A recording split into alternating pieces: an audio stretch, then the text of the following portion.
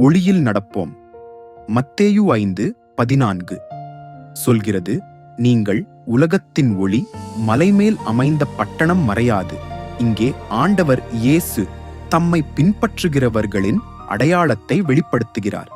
இதன் அர்த்தம், கிறிஸ்துவை ஏற்றுக்கொண்ட தருணத்தில் நம்முடைய அடையாளம் மாறுகிறது. மலைமேல் உள்ள பட்டணம் மறைக்க முடியாது.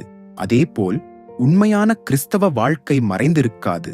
அது செயல்களில், வார்த்தைகளில், குணத்தில் வெளிப்படும்.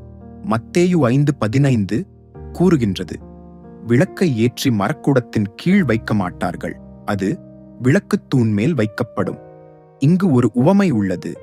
விளக்கு ஏற்றப்படுவதின் நோக்கம் பிரகாசிக்க, அதை மறைப்பது அதன் நோக்கத்தை அழிக்கும். இதன் ஆவிக்குரிய பொருள் என்னவெனில், தேவன் உங்களுக்கு கொடுத்த வரம், சாட்சியம், விசுவாசம், அவை பயன்படுத்தப்பட வேண்டியவை.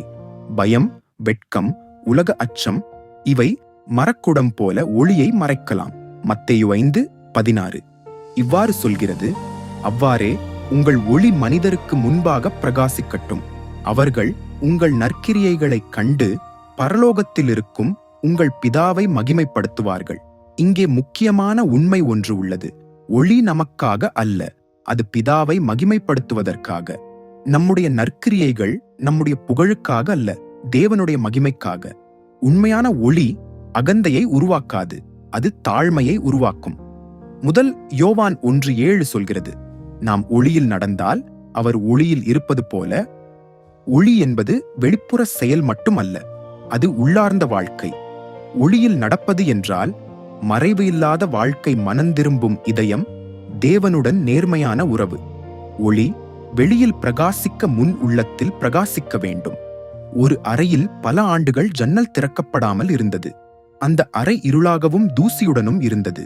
ஒரு நாள் ஜன்னல் திறக்கப்பட்டது. சூரிய ஒளி உள்ளே வந்தது. ஒளி வந்தவுடன் அந்த அறையின் அழுக்கு தெளிவாக தெரிந்தது.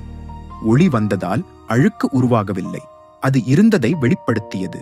அதேபோல் தேவனுடைய ஒளி நம்முள் வந்தால் நம்முடைய வாழ்க்கையில் மறைந்திருந்தவற்றை வெளிப்படுத்தும். அது நம்மை சுத்திகரிக்கிறது. யோவான் 8:12 இல் இயேசு சொல்கிறார், நான் உலகத்தின் ஒளி. நாம் ஒளி அல்ல, நாம் ஒளியை பிரதிபலிப்பவர்கள். சந்திரன் சூரியனை பிரதிபலிப்பது போல நாம் கிறிஸ்துவை பிரதிபலிக்க வேண்டும்.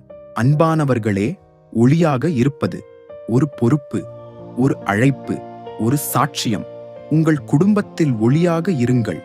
உங்கள் வேலையிடத்தில் ஒளியாக இருங்கள். உங்கள் நண்பர்களிடம் ஒளியாக இருங்கள். இருள் பற்றி புகார் சொல்லாமல் ஒளியாக நிற்போம். ஏனெனில் நம்முள் ஒளிருவது கிறிஸ்துவே. ஆமென்.